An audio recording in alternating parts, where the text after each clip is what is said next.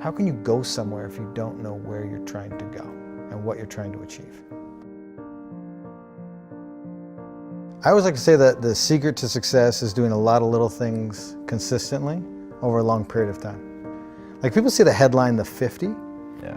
but they don't realize there was a decade that went into that. Of training and building up to it? Everything, you can only get so physically fit for a challenge, and then at that point in time, your mind and your body have to come into alignment, and then the mind takes over. And, one of the biggest questions I get is, how do I come or become mentally tough?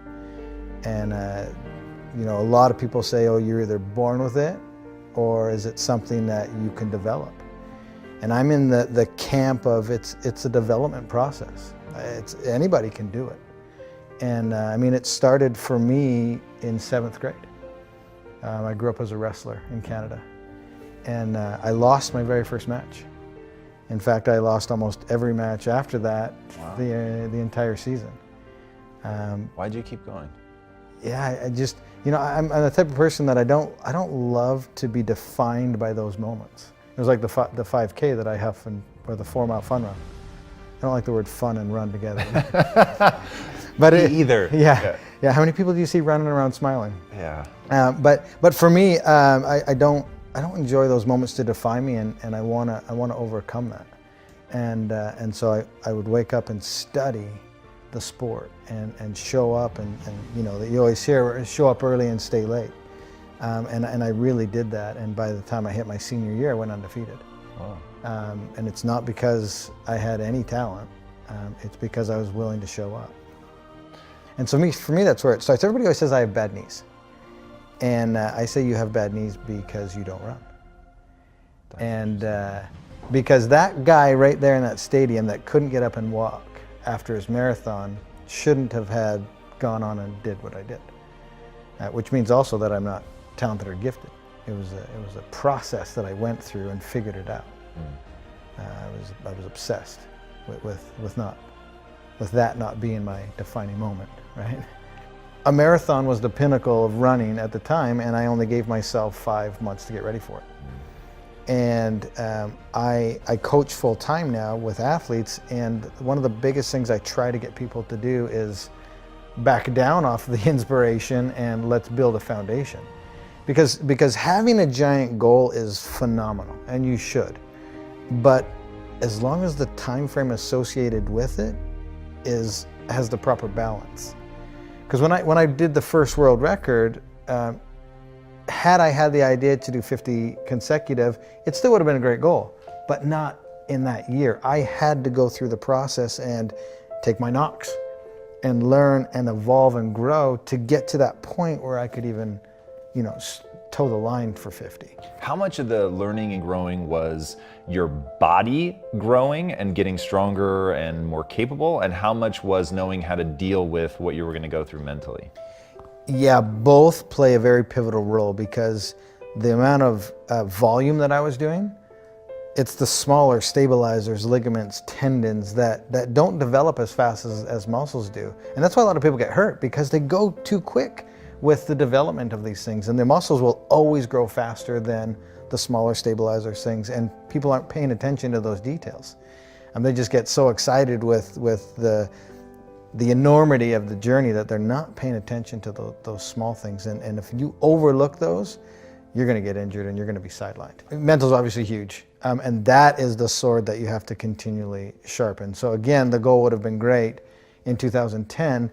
I wasn't nearly mentally tough enough. I had to go through that process to where I could wake up and do it. It's like a muscle. It's like a cardiovascular system. It's something that you can develop, but it takes time. Confidence builds confidence, and success builds success. And having not taken the right steps, I would have ultimately failed come time for the 50. One reason was not enough for me to get back on my bike and do 20 more Ironmans. But as I started going through the list of everything that I was doing and why I was doing it, it's interesting because I would gather them all together, and I'd focus on this big ball. and I would bring it in close to me. And as soon as I focused on that, I started to experience a rebirth. Because now I was focusing on the very, very next moment that I had control over. And everything that I was trying to accomplish and why I was there. And I call this process, now looking back on it, both a rebirth and putting on my uniform, which was the alter ego. And my uniform was those yellow sunglasses you've seen me wear in some of my pictures. And when I put those glasses on, that's when the Iron Cowboy comes out.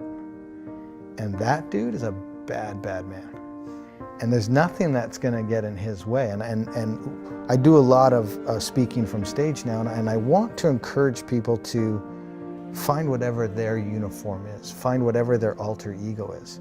Because when you discover that and how to flip that switch, that's when nothing gets in your way. And that's where you shift your focus and you realize what your purpose is.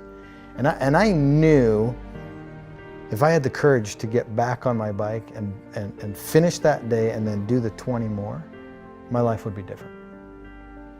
That you're thinking that while you're there on the ground. And this whole process was about 8 minutes. The whole thing from complete meltdown to breaking all of the purposes and whys down to the realization, the rebirth, and getting back on and going. And it can happen that quick. We're moments away every day from a decision that's going to completely change our life. Every single moment of every single day has a massive impact on where you ultimately end up. And so that was a huge turning point, but it was all the decisions before and after that led to that moment. If the journey you're on is big enough, and it's going to have enough impact and change your life and other people's lives, one reason's not going to be big enough. And you need to put a lot of thought and a lot of preparation and a lot of meditation into all of the reasons why. Because at some point in time, you're going to need to gather all those little bad boys up and intently focus on it to have enough courage to get back up and do 20 more Ironmans after everything that we went through. We're surrounded today by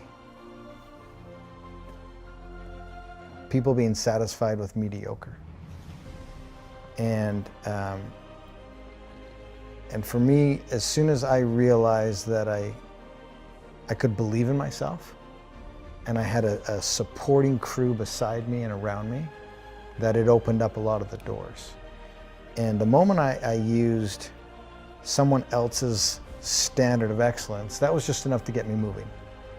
And then you need to put that person aside or look past that person and create or do you. Create your own lane. And so for me, once I stopped looking at what everybody else was doing and then truly believed in what I could do, that, combining it with all those character traits that I talked about before, that's when human potential is truly can be found and experienced. How did you develop the belief in yourself?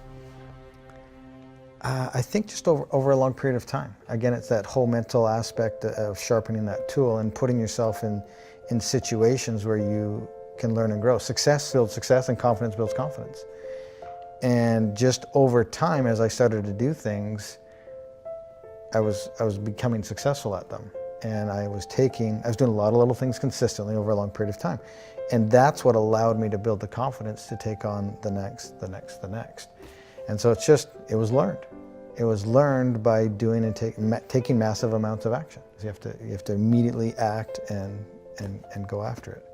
The only thing I'm trying to do is to get people to open their minds as to what is possible. We're living in a day and age where we're limiting what we think is possible. We're getting in our own way. And my thing that I want to get people to do, and you've probably heard somebody say it before, but motion creates emotion. The hardest thing to do is start moving, engaging. Once you start to move and engage, you realize two things. One, it's not as scary as you thought it was. And two, you actually start enjoying what you're doing. It was the only thing that was scaring you was the first action. Dude, I'm just like every ordinary dude that's out there. I just have learned to put myself in the game. I've learned to show up every single day. The moment you realize the next step isn't going to kill you, and that next step is the first step to evolving, changing, growing, and learning and becoming literally the best version of yourself, that's the most beautiful thing. It's not going to kill you. And putting yourself in the game, you're giving yourself an opportunity to achieve something that everybody else said was impossible. What do you say, or as a speaker, what do you say to somebody who they don't know what they want? I've got a friend right now who's massively struggling, and it's the exact question I asked him. I said, what do you want? What's your passion? What are you trying to accomplish? He could not answer the question. And so my next question was, this is what you have to do first. You have to find out what you want and where you want to go. Then we can start formulating the plan. You can't formulate a plan and figure out the steps unless you know where you're trying to go. You'll just spin around in circles and probably move backwards. How can you go somewhere if you don't know where you're trying to go and what you're trying to achieve? And here's what people do, is they get dead set on the journey that they want to take, and they're so rigid with how they're going to get there that they don't see the door over here, and they don't see the bend in the river, and they try to cut because they know they're going right here, and they try to cut through. Well, they didn't know at this bend of the river there was a paradise and a picnic waiting for them that would have opened up a door. Maybe their sweetheart was waiting there for them. Don't be so rigid with how you're going to get there, because that's how you're going to discover what your passions are and who's supposed to be on your journey. And that's how truly you're going to discover what your passions are, by showing up every day, digging, grinding, hustle, whatever you want to call it, and being open to all the opportunities. Yeah, for sure. One thing I've learned is I can't change anybody. They have to be in a space and ready to do it and do it for themselves. And so for me to hold somebody to my standard, I think is somewhat unfair. Now, I hate excuses. I hate entitlement. I want to hold people to that standard, but it's not fair because they're on their own journey, and I'm not living from their perspective. Everybody's heart is different. And for me to judge somebody else to my standard is unfair because I don't know where they are in their journey. And they could be at the beginning stages, and it would have been unfair to judge me at 24. 41 today. I've learned a lot and I've grown a lot. So my standard at 41 is different than my standard at 24. So if I'm trying to hold a 24-year-old to my standard, probably not realistic. Maybe I'm cautioning people that are listening to take a step back and to understand, take a minute to understand what that person's heart possibly is and where they are on their journey in retrospect to where you are on your journey. That's really, really insightful. I love that a lot. And knowing what somebody's heart is, I think is, I'm going to use that. That's really, really interesting. What is the impact that you want to have on the world?